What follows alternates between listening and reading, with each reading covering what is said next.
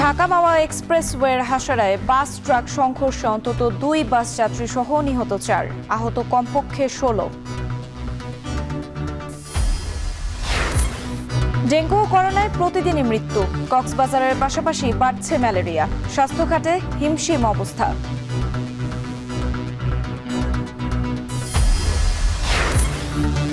LC জটিলতা সহ নানা কারণে নওয়াপাড়া নৌবন্দর থেকে মুখ ফেরাচ্ছেন ব্যবসায়ীরা, বেকার বহু শ্রমিক।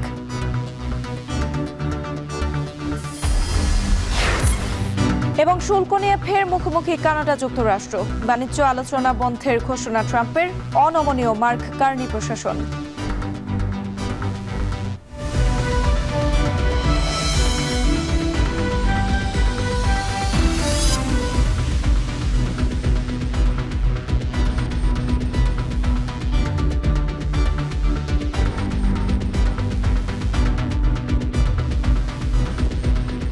স্বাগত এখন বাজারে। পুরো আয়োজন জুড়ে সঙ্গে আছি আমি সুমাইলা ত্রি। মুন্সিগঞ্জের ঢাকা মাওয়া এক্সপ্রেসওয়েতে বাস ট্রাক সংঘর্ষে অন্তত 2 বাস যাত্রী সহ 4 জন নিহত হয়েছেন, আহত হয়েছেন কমপক্ষে 16 জন। শুক্রবার ভোররাতে হাসারা হাইওয়ে থানার বিপরীত পাশে ঢাকামুখী লেনে এই দুর্ঘটনা ঘটে। প্রত্যক্ষদর্শীরা জানান, যশোর থেকে ঢাকাগামী হামদান এক্সপ্রেস একটি ট্রাকের পেছনে ধাক্কা দেয়। প্রথম ধাক্কাতেই বাস ও ট্রাক দুটোই নিয়ন্ত্রণ হারিয়ে এক্সপ্রেসওয়ের মাঝখানের সড়ক দ্বীপের রেলিংয়ে ধাক্কা খায়। এতে ঘটনাস্থলে দুজনই মারা যান।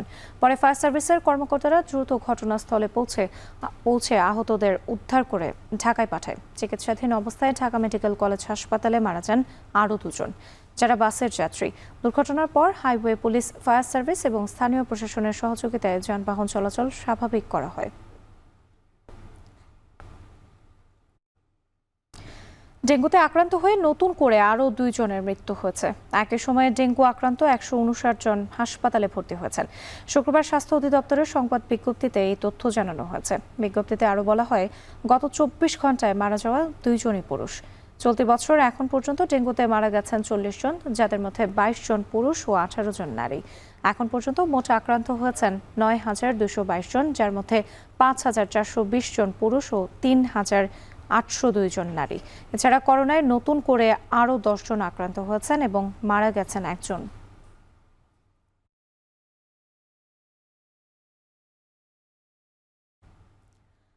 কক্সবাজারে ডেঙ্গুর সঙ্গে পাল্লা দিয়ে বাড়ছে ম্যালেরিয়া। এর মধ্যে শনাক্ত হচ্ছে করোনাও। একই সময় 3টি সংক্রামক রোগের হানায় হিমশিম খাচ্ছে স্বাস্থ্য বিভাগ। ম্যালেরিয়ায় বাড়ছে মৃত্যুর সংখ্যা, ডেঙ্গুতে আক্রান্ত হচ্ছে হাজারো মানুষ। স্বাস্থ্য বিশেষজ্ঞরা বলছেন, জনসচেতনতা ও পাহাড়ি এলাকা ভ্রমণ নিয়ন্ত্রণ ছাড়া এই সংকট সামাল দেওয়া কঠিন। মন্তোষ বেদজ্ঞ জানাচ্ছেন বাকিটা। একদিকে ডেঙ্গুর প্রকোপ, অন্যদিকে ম্যালেরিয়ার কবল, এর মাঝে চোখ রাঙাচ্ছে করোনা ভাইরাসও। সব মিলিয়ে জেলার স্বাস্থ্য খাতের উপর বাড়ছে চাপ। সিভিল সার্জন কার্যালয়ের তথ্য বলছে, জানুয়ারি থেকে 25 জুন পর্যন্ত কক্সবাজারে ডেঙ্গু আক্রান্ত হয়েছেন 2,508 জন, যার মধ্যে 2,205 জনই রোহিঙ্গা আর স্থানীয় 303 জন। শুধু জুন মাসে আক্রান্ত 856 জন। তবে ডেঙ্গুতে এখনও মৃত্যুর ঘটনা না ঘটলেও ম্যালেরিয়ায় জুন মাসে প্রাণ হারিয়েছেন 6 জন, যার মধ্যে 5 জন রোহিঙ্গা, 1 জন স্থানীয়। এরা সবাই পাহাড়ি এলাকা ঘুরে এসে আক্রান্ত হয়েছিলেন। হাজতun algoire era saida haz gurin na bari jay re jor mane ki ede jor utilde mane gomuk balo gigoro direct abar gi to era saida abar jor utti আর বাচ্চারা 3 দিনের চিকিৎসা করছে, 3 দিন যখন চিকিৎসাটা বাড়ানো আর বাচ্চারা ফোন দেওয়া নাই, হাসপাতাল মেডিকেল হাসপাতালের মধ্যে ভর্তি করাই। ছুটি শেষ হয়ে গেছি। ছুটি শেষ হওয়ার পর আমি হাসপাতালের মধ্যে চলে গেছি। চলে যাওয়ার পর একদিন হয়েছে, একদিন পর আমি ক্লাসে গেছি। ক্লাসের মধ্যে আমি তখন আশরাফ হঠাৎ অসুখ হয়ে গেছে। ম্যালেরিয়ায় গত 6 মাসে আক্রান্ত হন 431 জন, আর শুধু জুন মাসে আক্রান্ত হয়েছেন 216 জন। আক্রান্তদের মধ্যে 200 জনই বান্দরবান, রাঙামাটি কিংবা নাইক্ষ্যংছড়ি সহ পাহাড়ি এলাকা থেকে কাজ করে বা ভ্রমণে গিয়ে ফিরে এসেছেন। গত 2 বছরের তুলনায় এই মাসে আমাদের অলরেডি অনেকগুলো ম্যালেরিয়া কেস ধরা পড়েছে। ধরা পড়ার কেসগুলো কিন্তু কক্সবাজারের নিজস্ব না, এগুলো সব হলো এরা বাইরে কাজ করতে যায়। আপনারা জানেন আমাদের পার্শ্ববর্তী বান্দরবান জেলা আছে, এই জেলা খুবই ম্যালেরিয়া প্রবণ জেলা। ওখানে গেলে মানুষ ম্যালেরিয়া আক্রান্ত হয়। কিন্তু ওখানকার সাধারণ লোকজন যারা আছে তারা তো ম্যালেরিয়ার সঙ্গে সচেতন, জ্বর হলে পরীক্ষা করে ওষুধ পায় ওখানে। কিন্তু আমাদের যে লোকগুলো ওখানে কাজ করতে যায় তারা জ্বর হলে এখানে চলে আসে। এখানে চলে আসার পরে আমাদের তো এখানে ম্যালেরিয়ার সাথে একটু কম, সেজন্য এত বেশি গুরুত্ব আমরা ফার্মেসিতে যখন যাই তো ফার্মেসি থেকে ওষুধ খেয়ে তারা 2 দিন অপেক্ষা করে। এই 2 দিন অপেক্ষা করতে গিয়ে ম্যালেরিয়াটা সিরিয়াস হয়ে যায়। ডেঙ্গু ও ম্যালেরিয়ার ভয়াবহতা যখন বাড়ছে ঠিক তখনই মানুষের মাঝে ছড়িয়ে পড়ছে করোনা আতঙ্ক। বর্তমানে জেলায় শনাক্ত হয়েছেন 16 জন করোনা রোগী, যার 11 জন রোহিঙ্গা, 5 জন স্থানীয়। এদের সবার চিকিৎসা চলছে নিজ নিজ বাড়িতে। তবে আপাতত প্রস্তুত রাখা হয়েছে সদর হাসপাতালের 6টি কেবিন। এখানে কোনো রোগী চিকিৎসা নিতে আসে না এ পর্যন্ত। এবং তবে আমরা যেহেতু এটা আমাদের কোভিড বাড়ছে পুরো বাংলাদেশে, এবং তাদের প্রস্তুতি হিসাবে আমরা কিন্তু 6টা একটা বেড কেবিনটাকে আমরা কোভিডের জন্য সংরক্ষিত রেখেছি। 9 সদস্য বিশিষ্ট সিনিয়র কনসালটেন্ট একটা টিম করা হয়েছে, যারা মানে কোনো কোভিড মানে কোনো জটিলতা যদি নিয়ে আসে, হ্যাঁ, সেই চিকিৎসার জন্য আমাদের ওই কমিটি করা হয়েছে। তারপরে স্যাম্পল কালেকশনের জন্য আমাদের একটা এই কী বলে এই আউটডোরে আমাদের ইমার্জেন্সি ডিপার্টমেন্টে ফ্লু কর্নারে আমরা একটা টিম করেছি। করোনার সংক্রমণ দেখা দেওয়ায় কক্সবাজার সদর হাসপাতালে গঠন করা হয়েছে 9 সদস্যের র্যাড টিম। স্বাস্থ্য বিভাগের দাবি, মশা নিয়ন্ত্রণে মশারি বিতরণ, সচেতনতামূলক প্রচার ও ম্যালেরিয়া আক্রান্তদের বাড়ি বাড়ি গিয়ে পরীক্ষা করা হচ্ছে। তবে সবচেয়ে বড় চ্যালেঞ্জ জনসচেতনতা সৃষ্টি। মনতোষ বেদজ্ঞ, এখন কক্সবাজার। দেশের অন্যতম ব্যস্ত নৌয়াপাড়া নৌ বন্দর কেন্দ্রিক বাণিজ্যে দেখা দিয়েছে মন্দাভাব। এলসি জটিলতার রাজনৈতিক পট পরিবর্তনে অনেকে ব্যবসায়ী ও বিনিয়োগকারী বাণিজ্য থেকে মুখ ফিরিয়ে নিয়েছেন। আগ্রহ নেই নতুন বিনিয়োগকারীদের। আর নাব্য সংকটে বন্দরে কার্গো জাহাজ ভিড়তে না পারায় শ্রমিকদের বড় অংশই কর্মহীন হয়ে পড়েছে। দেখা দিয়েছে রাজস্ব আয় কমার শঙ্কা। যশোর থেকে আরো জানাচ্ছেন রিপন হোসেন। নৌ, স্থল আর রেলপথের সুবিধা সম্বলিত নওয়াপাড়া নৌবন্দর 1990 সালে যশোরের অভয়নগর উপজেলার নওয়াপাড়ায় ভৈরব নদকে কেন্দ্র করে শুরু হয় নৌবন্দরের কার্যক্রম। ত্রিমাত্রিক যোগাযোগ সুবিধা থাকায় দ্রুত আমদানি নির্ভর বাণিজ্য বাড়তে থাকে। বিশেষ করে সার, কয়লা, চাল, গমসহ কমপক্ষে 7 ধরনের পণ্যের বৃহত্তর মোকামে পরিণত হয় এই নৌবন্দর। তবে এলসি জটিলতা, ডলারের মূল্য বৃদ্ধি, রাজনৈতিক পট পরিবর্তন সহ নানা কারণে বেশ কিছুদিন ধরেই দেশের অন্যতম ব্যস্ত নৌবন্দরটির ব্যবসা বাণিজ্যে দেখা দিয়েছে মন্দাভাব। এই কার্গো এবং আমদানিকৃত মালের কমার কারণ মূলত এলসি সংকট, ডলার সংকট। যার কারণে কার্গো কম আসলে আমাদের শ্রমিকরা বসে থাকতেছে, তাদের কাজ হচ্ছে না। জাহাজের মাল সরাসরি ট্রাকে নাই, যার কারণে একটা জাহাজ 2 মাস 2.5 মাস মনে করেন এখানে বসে থাকে। এর কারণে অনেক জাহাজ মালিক নপলাই জাহাজ দিতে অস্বীকৃতি জানাচ্ছে। নদীটার নাব্যতাটা একটা প্রবলেম, পাশাপাশি এলসি জটিলতা আছে, এটাও একটা প্রবলেম। তো এই সব মিলে নওপাড়ার ব্যবসা আসলে খুব বেশি ভালো অবস্থানে নাই।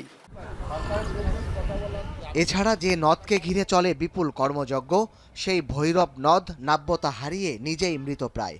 এতে জাহাজ চলাচল ব্যাহত হওয়ার প্রভাব পড়েছে পণ্য আনা নেয়ায়। আগে দৈনিক গড়ে 20 থেকে 25টি কার্গো জাহাজ যোগে মালামাল আসত, এখন তা নেমেছে অর্ধেকে।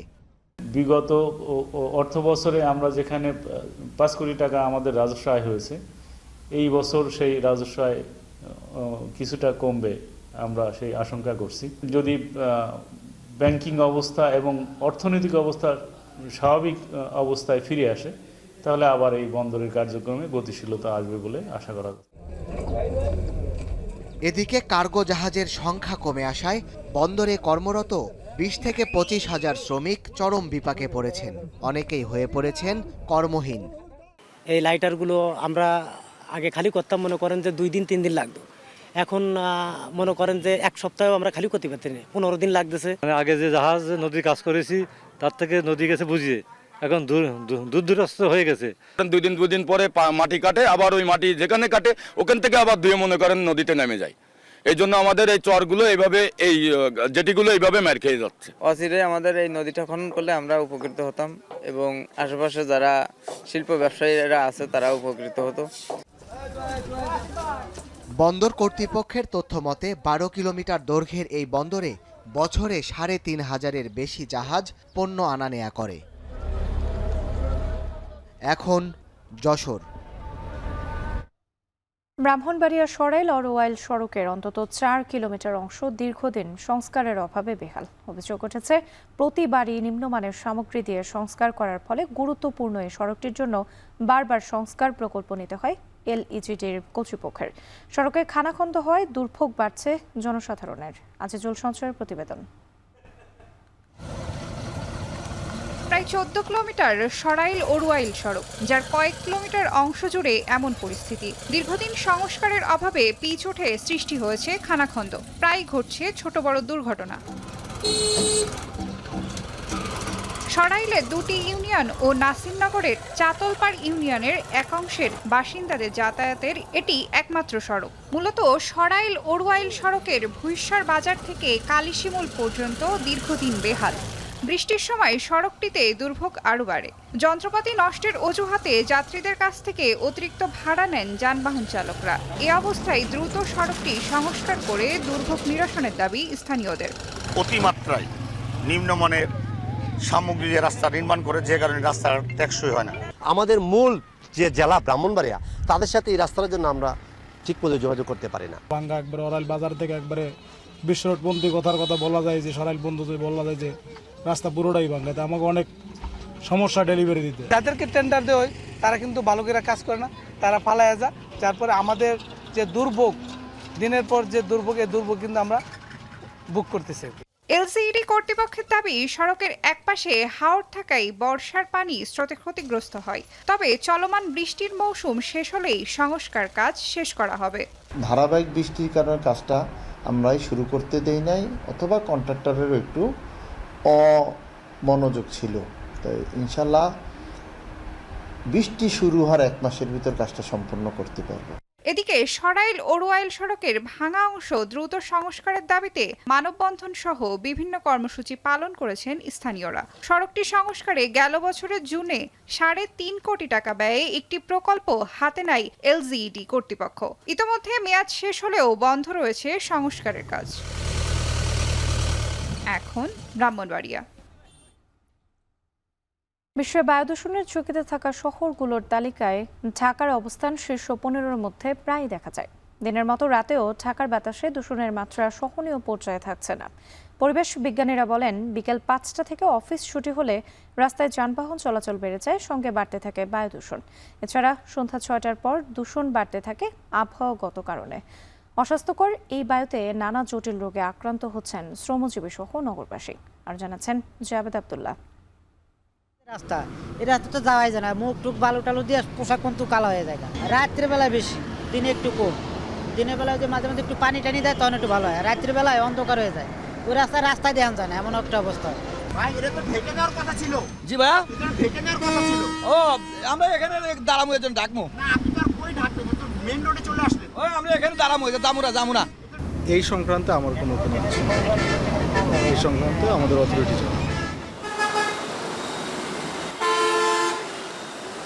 এই রোদ তো একদিন পরেই বৃষ্টি আর বাতাস। এই বর্ষায় মাঝে মধ্যে উত্তপ্ত আবহাওয়ায় রাতের নগরীতে ধুলোবালিও উঠছে বেশ। জলবায়ু পরিবর্তনের মূলে উন্নত দেশগুলো দায়ী হলেও এর প্রভাব পড়ছে ঢাকার মতন ঘনবসতিপূর্ণ শহরের উপর। এখানে বাড়ছে মানুষ, চাকা ঘুরছে কলকারখানার। সব মিলিয়ে বাড়তি চাপে রাতেও জেগে থাকছে ঢাকা, যে কারণে আর সহনীয় মাত্রায় নেই দূষণ।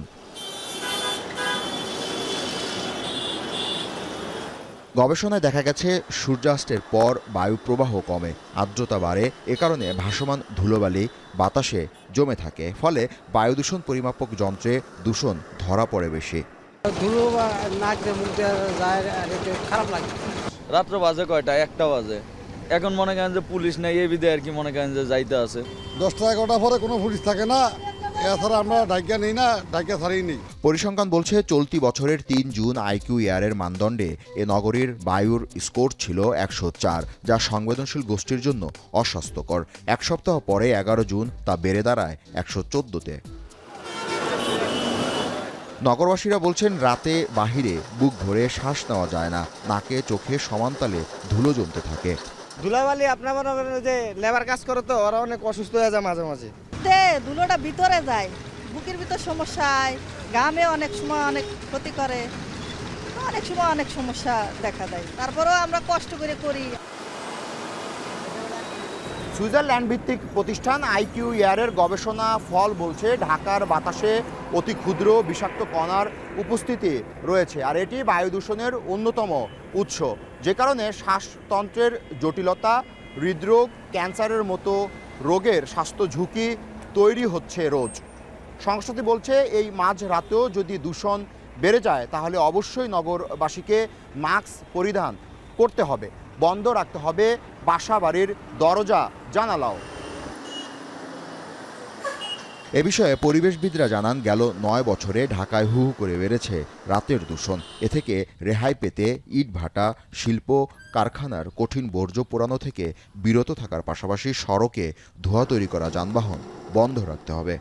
গত ৯ বছরের বায়ুর মান বিশ্লেষণ করে দেখা যায় যে রাত 12টা থেকে 1টার সময় বায়ু মান সূচক থাকে গড়ে 106 এর কাছাকাছি, যা 24 ঘন্টার মধ্যে সবচেয়ে বেশি।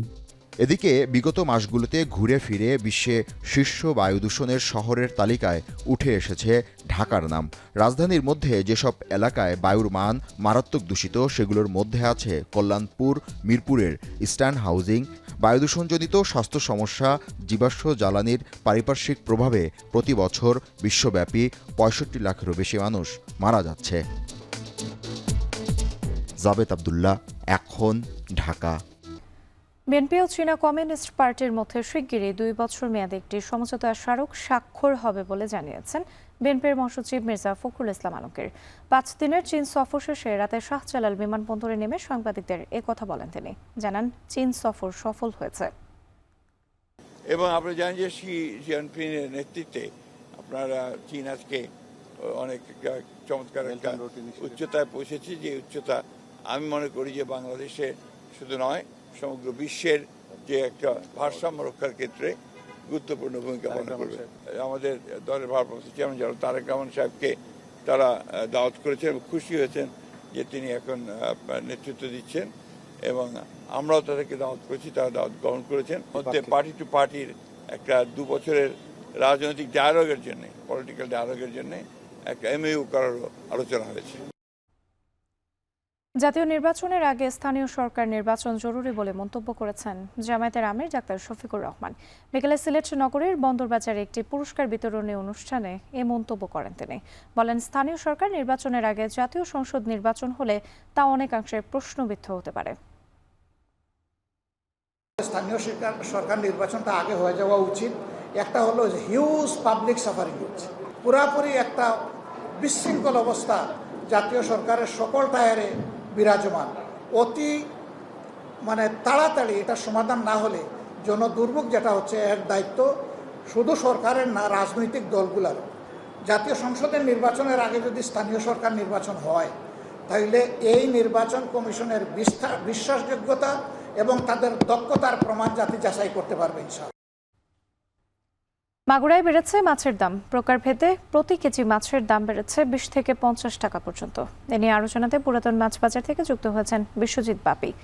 বাপি, মাছের দাম বাড়ার কারণ হিসেবে ব্যবসায়ীরা কি বলছেন?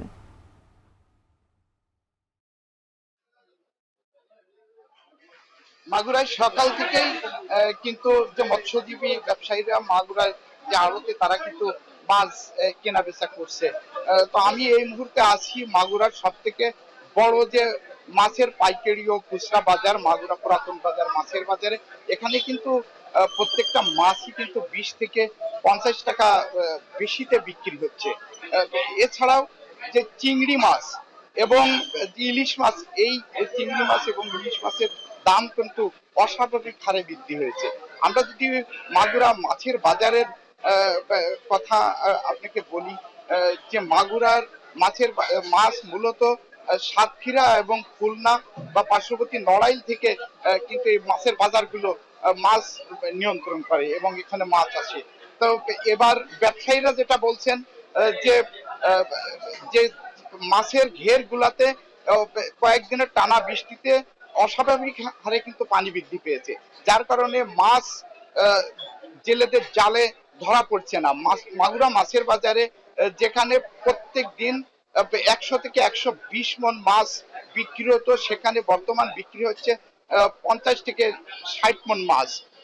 তো মাছের আমরা যে বাজারটি ঘুরে আমরা যেটা জানতে পেরেছি যে যে 3 কেজি ওজনের যে চালানি যে রুই মাছ, কাতল মাছ এগুলো বিক্রি হচ্ছে 300 থেকে 350 টাকা দরে, এবং 4 কেজি এবং তার ঊর্ধ্বে বিক্রি হচ্ছে 450 টাকা থেকে 500 টাকা দরে। আর এখানে যেহেতু মাগুরায় কিন্তু খালে বিলে পর্যাপ্ত দেশি মাছ পাওয়া যায়, সেই দেশি মাছগুলো বর্তমান পর্যাপ্ত আকাল রয়েছে। পানি বৃদ্ধির ফলে এই মাছগুলো একদমই কিন্তু বাজারে আসছে না, যার কারণে যে চাষের মাছ বা চালানি মাছ আমরা যেটাই বলি, এই মাছের দামটা কিন্তু বেশ বৃদ্ধি রয়েছে। সর্বোপরি আমরা এখানে ব্যবসায়ীদের সাথে কথা বলেছি এবং আমরা যে আড়তদার তাদের সাথে কথা বলেছি, তারা যেটা জানিয়েছে যে যে মাগুরার যে মাছগুলো, এই মাছগুলো কিন্তু বাইরের থেকে আসে, যার কারণে এই বাইরের থেকে মাছ আমদানি কম হয় এবং ঈদের পরে যে ক্রেতাদের যে মাছের চাহিদা কিন্তু বেশ বৃদ্ধি পেয়েছে।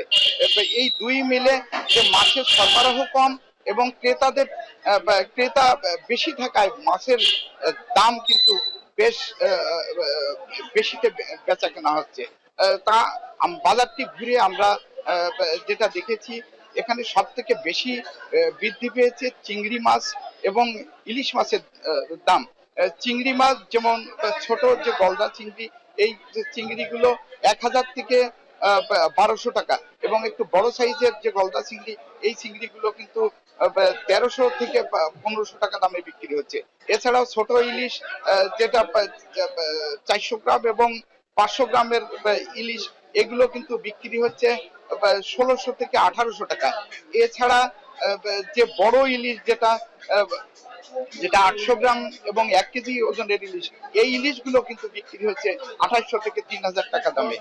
তা সর্বোপরি যে মাগুরার যে মাছের বাজার যেটি আমরা ঘুরে দেখলাম, প্রত্যেকটা মাছই এখানে কিন্তু কেজিতে 20 থেকে 50 টাকা এবং তারও বেশি দামে বিক্রি হচ্ছে। এ ছিল মাগুরা যে মাছের বাজার থেকে সর্বশেষ। মাগুরায় বেড়েছে মাছের দাম, এ নিয়ে বিস্তারিত জানাতে যুক্ত ছিলেন বিশ্বজিৎ বাপি। ঝালকাঠিতে বেড়েছে সবজির দাম। সপ্তাহের ব্যবধানে প্রকারভেদে প্রতি কেজি সবজির দাম বেড়েছে 10 থেকে 15 টাকা পর্যন্ত। এ নিয়ে আরো জানাতে বড় বাজার থেকে যুক্ত হয়েছেন আলামিন তালুকদার। আলামিন, সবজির দাম আজ কত জানতে চাই আপনার কাছ থেকে, এবং একই সঙ্গে জানতে চাই এই যে হঠাৎ করে সবজির দাম বাড়লো, এর কারণ কি?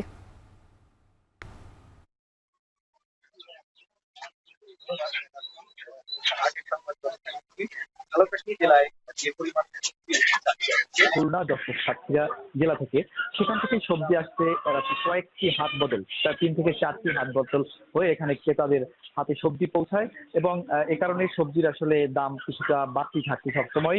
আর পাশাপাশি বেশ কয়েকদিন যাবৎ বৈরী আবহাওয়ার কারণে সবজির উৎপাদন ব্যাহত হয়েছে। এর পাশাপাশি পরিবহন ব্যবস্থায় কিছুটা সমস্যা দেখা দিয়েছে। এ কারণে সবজির সরবরাহ বাজারে কমে গেছে। তাই সবজির দাম গত সপ্তাহের তুলনায় অধিকাংশ সবজিতে আজকে 10 থেকে 15 টাকা দাম বেড়ে বিক্রি হচ্ছে।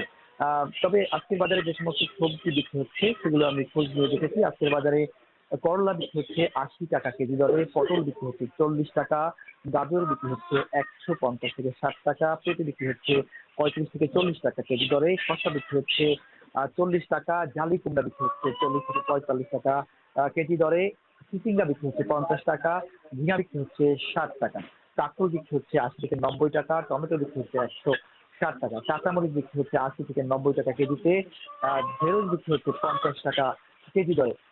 ক্রেতারা অভিযোগ করেছেন বাজারে নিয়মিত মনিটরিং না থাকায় ব্যবসায়ীরা একটু সিন্ডিকেট করে কিন্তু বাজারে যে দাম থাকা উচিত তার চেয়ে বেশি দামে বিক্রি করেন। এজন্য তারা বাজার মনিটরিং ব্যবস্থাকে দায়ী করেছেন। আসলে বাজারে ভোক্তা অধিকার সহ সরকারের যে কোনো অন্যান্য দপ্তর রয়েছে তারা কিন্তু নিয়মিত মনিটরিং করেন না, তাই মনিটরিং ব্যবস্থার জোরদারের দাবি ক্রেতাদের। রাত্রি এখন যে বর্ষা মৌসুম, এই মৌসুমের যে সমস্ত সবজি বাজারে আসার কথা সেটি কিন্তু আসতে শুরু করেছে। তবে আর কিছুদিন পর পুরোপুরি সবজি বাজার যখন ভরপুর থাকবে তখন সবজির দাম কিছুটা কমবে, এমনটি বলছেন তো সবজি ব্যবসায়ীরা। ঝালকাঠি থেকে আমার কাছে এই ছিল সবজি বাজার পরিস্থিতির সবশেষ। রাত্রি। ফলাফলের প্রতিযোগিতায় গত কয়েক বছরে এগিয়ে আছে বগুড়া শহরের শিক্ষার প্রতিষ্ঠান। এ সুযোগে শিক্ষা বাণিজ্য গড়ে তুলেছেন এক শ্রেণীর শিক্ষক। কলেজের সাইনবোর্ড ব্যবহার করে লিফলেট পোস্টার লাগিয়ে চেষ্টা চলছে শিক্ষার্থীদের কোচিং সেন্টারমুখী করার। বগুড়া শহরের শিক্ষা বাণিজ্য নিয়ে আরও জানাচ্ছেন রাজীব সেলিম। ভালো শিক্ষা প্রতিষ্ঠানে ভর্তির স্বপ্ন আর পরীক্ষায় ভালো ফল করে বাবা মাকে খুশি করার তাগিদ, এই দুইয়ের চাপে সকাল থেকে রাত পর্যন্ত দৌড়ঝাঁপ করছেন শিক্ষার্থীরা। স্কুল কলেজ শেষে সময় নেই একটুখানি বিশ্রামেরও। ক্লাস শেষ হতেই ছুটতে হয় প্রাইভেট কিংবা কোচিং সেন্টারে। বিকেলের খেলাধুলার সময়টাও চলে যায় কোচিংয়ের বেঞ্চে বসে। অভিভাবকরাও বলছেন প্রতিযোগিতায় পিছিয়ে পড়বে এই ভয়ে খেলার মাঠ ছেড়ে পড়ার টেবিলে বসানো হয় সন্তানকে। 4টা থেকে প্রাইভেট শুরু হয়, আমার 3টা প্রাইভেট থাকে সব মিলে, তো 4টা থেকে শুরু হলে আমার 8টা সাড়ে 8টা বাজে বাসায় যাইতে। কলেজে যদি ভালো করে পড়াশোনা হতো তাহলে হয়তো ওই প্রাইভেটের সমস্যাটা থাকতো না। যে প্রতিযোগিতার মধ্যে তো মানে সামনে যাওয়ার জন্য তো প্রস্তুতির প্রয়োজন, এই জন্য মানে এই বিশেষ করে আমরা যেখানে আসছি প্রতিষ্ঠানটাতে আসার উপর যে খেলার সময়টা আমার সাইডে রেখে আমার আসতে হচ্ছে যে বাচ্চাকে একটু প্রস্তুত করতে। অনেকের অভিযোগ আছে স্কুল কলেজের নিয়মিত পাঠদানে গুরুত্ব না দিয়ে শিক্ষকরাই খুলে বসেছেন টিউশন সেন্টার। নিজের নাম এমনকি সরকারি প্রতিষ্ঠানের নাম ব্যবহার করেও চলছে এই বাণিজ্য। কোচিংয়ের শিক্ষকদের দাবি কলেজের ব্যবস্থাপনা ত্রুটিপূর্ণ হওয়ায় সেখানে শিক্ষার্থী উপস্থিতি কম। স্টুডেন্টরা কলেজ নির্ভর হচ্ছে না, কোচিং নির্ভর হচ্ছে। সেক্ষেত্রে কিন্তু কলেজের সিস্টেমের প্রবলেম আমি বলবো। 2-1টা টিচারে হয়তো ক্লাস খারাপ হয়, এটা মনে করে ওরা ভাবে যে classroom is not the original place to learn, we should go outside teachers. এই ট্রেন্ডটা করে উঠছে। যে পরিমাণ সেশনে যতটুকু সময় থাকে সিলেবাসটা ক্লাসরুমে শেষ হয় না, আর সকল দিক মিলে মূলত অবকাঠামো, জনবল এবং সময় এর সাথে সমন্বয় করতে শিক্ষার্থীরা না পেরে তারা প্রাইভেট বা কোচিং নির্ভর এখন বেশি হচ্ছে। এই অতিরিক্ত পড়াশোনার চাপ আর বিশ্রামের ঘাটতিতে মানসিকভাবে বিপর্যস্ত হয়ে পড়ছে অনেক শিক্ষার্থী। এমন প্রতিযোগিতা আর কড়া নিয়মের মধ্যে বেড়ে ওঠা শিক্ষার্থীরা সামাজিকতা ও নৈতিকতার শিক্ষা পাচ্ছে না বলে মনে করছেন শিক্ষাবিদরা। পড়াশোনার পাশাপাশি অবশ্যই তাদেরকে এক্সট্রা কারিকুলাম অ্যাক্টিভিটিস, বিনোদনমূলক কার্যক্রম অর্থাৎ খেলাধুলা ইত্যাদির সাথে জড়িত থাকতে হবে, না হলে তাদের মধ্যে একঘেয়েমি চলে আসবে। পারিপার্শ্বিক কোনো কারিকুলামে যেমন অভ্যস্ত হচ্ছে না, তারা আত্মীয় স্বজনের সাথেও সম্পর্ক গড়ে উঠতে পারছে না, তারা নৈতিক শিক্ষা থেকেও বঞ্চিত হচ্ছে। তারা শুধু প্রতিযোগিতা শিখছে, যে প্রতিযোগিতার মাধ্যমে সে তার কাঙ্ক্ষিত লক্ষ্য অর্জিত হবে বলে মনে করছেন। জেলা শিক্ষা অফিস বলছে স্কুল কলেজের শিক্ষকরা শ্রেণীকক্ষের চেয়ে প্রাইভেট বা কোচিং সেন্টারে বেশি মনোযোগী। তাদের বিরুদ্ধে দ্রুত ব্যবস্থা নেওয়ার আশ্বাস শিক্ষা অফিসারের। শিক্ষকের দায়িত্ব, তিনি প্রস্তুতি সহকারে ক্লাসে পড়াবেন, সময় মতো ক্লাসে যাবেন, তারা সন্তানকে সুশিক্ষা দান করবে। আমার অনুরোধ থাকবে যে যারা এরকম আছেন সরকারি স্কুলের বা সরকারি কলেজের কোনো শিক্ষক কোনো কোচিং বাঞ্চের সাথে যুক্ত আছেন, তারা দ্রুত এটা থেকে সরে যেতে হবে, না হলে তাদের বিরুদ্ধে বিধিবদ্ধ ব্যবস্থা গ্রহণের জন্য কর্তৃপক্ষকে আমরা জানাবো। বগুড়া শহরের জলেশ্বরীতলা, কালীতলা, জহুরুলনগর সহ বিভিন্ন এলাকায় গড়ে উঠেছে অসংখ্য কোচিং সেন্টার। শুধুমাত্র জলেশ্বরীতলাতেই প্রাইভেট প্রোগ্রাম ও কোচিং সেন্টারের সাথে যুক্ত রয়েছেন শতাধিক শিক্ষক। রাজীব সেলিম, এখন, বগুড়া। এবার দেশের বাইরের প্রসঙ্গ। সংযুক্ত আরব আমিরাতের আজমান প্রবাসীদের জন্য স্থানীয়ভাবে চালু করা হয়েছে কনসুলার সেবা। শুক্রবার বাংলাদেশ সমিতির কার্যালয়ে এই সেবার আনুষ্ঠানিক উদ্বোধন করা হয়। এই অঞ্চলের প্রবাসীরা এবার পাসপোর্ট, জন্ম সনদ ও সংশ্লিষ্ট সেবাগুলো হাতের কাছেই পাবেন। বিস্তারিত জানাচ্ছেন কামরুল হাসান জনি। প্রায় 2 লাখ প্রবাসী বাংলাদেশি বসবাস করেন সংযুক্ত আরব আমিরাতের আজমান প্রদেশে। তবে কনসুলার সেবা গ্রহণের জন্য তাদের যেতে হতো দুবাই বাংলাদেশ কনসুলেটে। এজন্য কর্মস্থল থেকে ছুটি নেওয়া, বাড়তি ভাড়া ও দূরত্বের কারণে অতিরিক্ত সময় ব্যয় করতে হতো প্রবাসীদের। প্রবাসীদের এই ভোগান্তি কমাতে এবার আজমান প্রদেশেই বাংলাদেশ কনসুলেটের তত্ত্বাবধানে কনসুলার সেবা চালু করেছে বাংলাদেশ সমিতি আজমান। উদ্যোক্তারা বলছেন এতে করে প্রবাসীদের সময় ও খরচ দুটোই বাঁচবে, ধীরে ধীরে সেবার পরিধিও বাড়বে। কনসুলার সেবার মধ্যে যে সমস্ত বিষয়গুলো আছে প্রায় সবগুলো সেবা আমরা এখানে দিব, এবং আপনারা দেখছেন আমাদের বিশাল অফিস, এখানে আমরা এই মাসে অ্যাটলিস্ট 1 থেকে 1,500 ব্যক্তিকে আমরা এই ক্যাপাসিটিতে আমরা সার্ভিস দিতে পারবো। অনেক সময় এই কনসুলার সেবা নেওয়ার জন্য তাদেরকে হয়তো বেশি সময় অপেক্ষা করতে হয়, একবার যেতে হয়, একবার আসতে হয়, বিভিন্ন ধরনের। এই কারণে এদেরকে আমরা সবগুলো বিবেচনা করেই তাদের যেহেতু সহজে এবং অত্যন্ত স্বল্প সময়ে এই সেবাটা পেতে পারে, এটার লক্ষ্যে মূলত আমরা আমাদের কর্মসূচি শুরু করেছি। আজকে যে শুরু হলো যেই বাংলাদেশ সার্ভিস, আশা করি আমরা কন্টিনিউ করব এবং আরো সুন্দরভাবে তাদের জন্য আরো ফ্যাসিলিটি সুন্দরভাবে তৈরি করব। শুক্রবার বিকেলে সমিতির কার্যালয়ে কনসুলার সেবা কার্যক্রমের আনুষ্ঠানিক উদ্বোধন করা হয়। নতুন পাসপোর্টের আবেদন ও নবায়ন, জন্ম নিবন্ধন, প্রবাসী কল্যাণ কার্ড, সনদ সত্যায়নের মতো সেবা চালু করা হয়েছে এখানে। প্রতি মাসে গড়ে 1000 প্রবাসী এই সেবা নিতে পারবেন। ছুটির দিনেও এই সেবা চালু রাখা হবে। রাষ্ট্রদূত এবং কনসাল জেনারেল সাহেবকে অনুরোধ করেছি যে এই সেবাটা যাতে মানুষের প্রত্যন্ত অঞ্চলে চলে যায়, তার ধারাবাহিকতায় আজকে যে পাসপোর্ট সেবা একটা সমিতির মাধ্যমে শুরু হলো।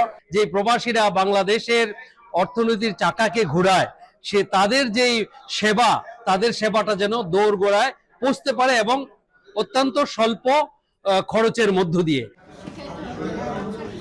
আজমান প্রবাসীরা বলছেন, স্থানীয়ভাবে এই সেবা চালু করায় নানান ভোগান্তি থেকে রক্ষা পাবেন তারা। কামরুল হাসান জনি, এখন সংযুক্ত আরব আমিরাত। কানাডার আরোপ করা শুল্ককে প্রকাশ্য আক্রমণ আখ্যা দিয়ে দেশটির সঙ্গে সব ধরনের বাণিজ্য আলোচনা বন্ধের ঘোষণা দিলেন মার্কিন প্রেসিডেন্ট ডোনাল্ড ট্রাম্প। এই ঘটনায় কানাডার ব্যবসায়ীরা সরকারকে নমনীয় হতে অনুরোধ করলেও অনমনীয় মার্ক কার্নি প্রশাসন। কানাডা থেকে আরো জানাচ্ছেন সৈয়দ ইফতেখার।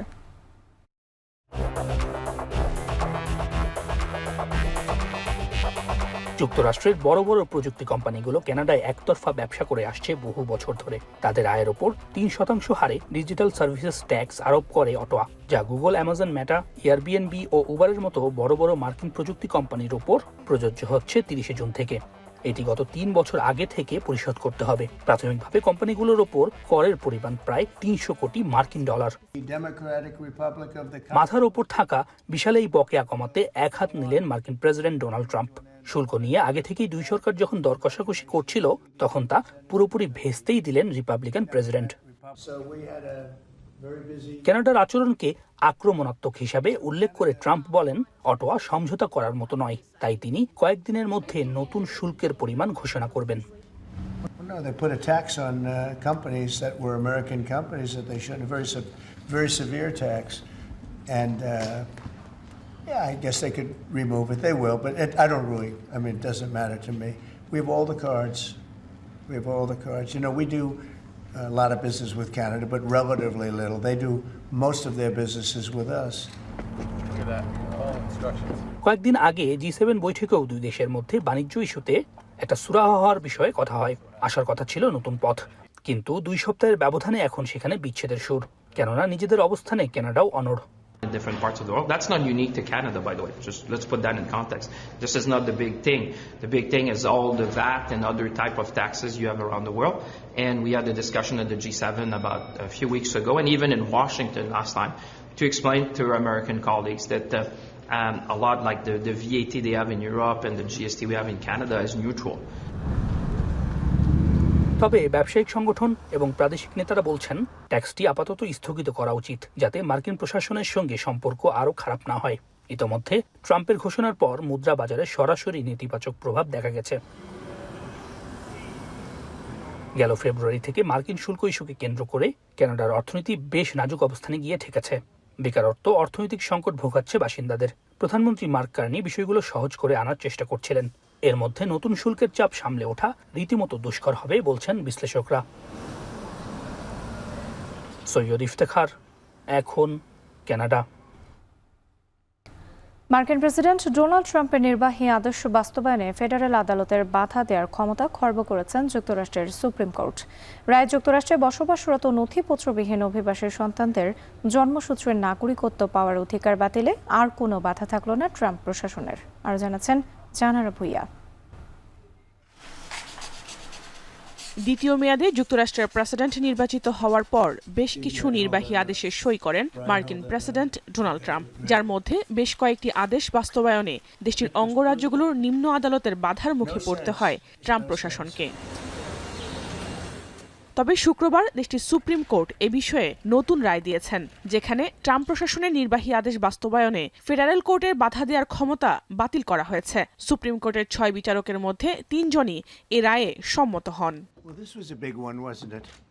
সুপ্রিম কোর্টের এ রায়কে ট্রাম্পের বড় জয় বলে উল্লেখ করেছেন রিপাবলিকানরা, কারণ এতে করে ট্রাম্পের সিদ্ধান্ত বাস্তবায়নে তেমন কোনো প্রতিবন্ধকতার সম্মুখীন হতে হবে না।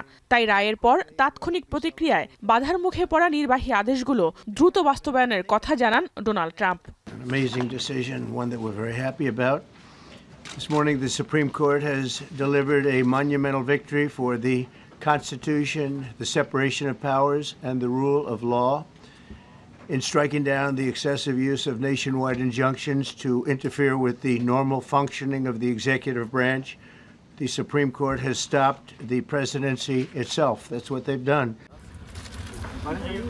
সুপ্রিম কোর্টের এ রায়ের ফলে দেশটিতে বসবাসরত নথিপত্রবিহীন অভিবাসীর সন্তানদের জন্মসূত্রে নাগরিকত্ব পাওয়ার সাংবিধানিক অধিকার বাতিলে আর কোনো বাধা থাকলো না ট্রাম্প প্রশাসনের। যুক্তরাষ্ট্রের সংবিধানের 14তম সংশোধন অনুযায়ী দেশটিতে জন্ম নেওয়া সব শিশুরাই মার্কিন নাগরিকত্ব পাবে। পিউ রিসার্চের তথ্য মতে 2022 সাল নাগাদ যুক্তরাষ্ট্রে 12 লাখ শিশু রয়েছে যাদের বাবা মায়ের নথিপত্রে ঝামেলা রয়েছে, এবং 2050 সালে যার সংখ্যা দাঁড়াতে পারে প্রায় 50 লাখ।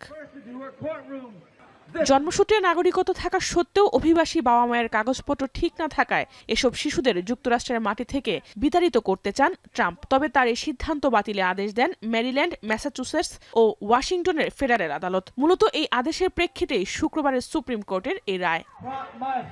যদিও ট্রাম্প প্রশাসন জন্মসূত্রে নাগরিকত্ব বাতিলের সিদ্ধান্ত বাস্তবায়ন করতে পারবে না বলে ইঙ্গিত দিয়েছেন যুক্তরাষ্ট্রের সুপ্রিম কোর্ট।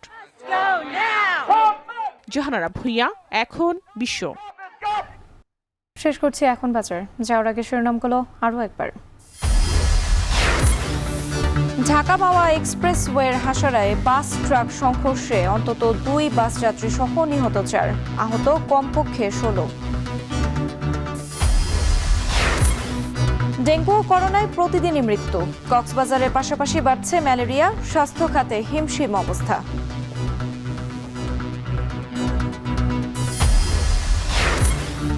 এলসি জটিলতা সহ নানা কারণে নওয়াপাড়া নৌ বন্দর থেকে মুখ ফেরাচ্ছেন ব্যবসায়ীরা, বেকার বহু শ্রমিক।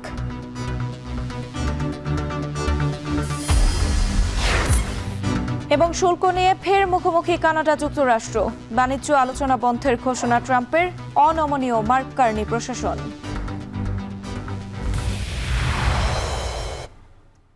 এই ছিল এখন বাজারের আয়োজনে। এখন টেলিভিশন ওয়েবসাইটে দেখতে ভিজিট করুন www.ekon.tv। এছাড়া ফেসবুকে দেখতে ভিজিট করুন facebook.com/tv.ekon এবং ইউটিউবে এখন টেলিভিশন দেখতে ভিজিট করুন youtube.com/c/ekontv।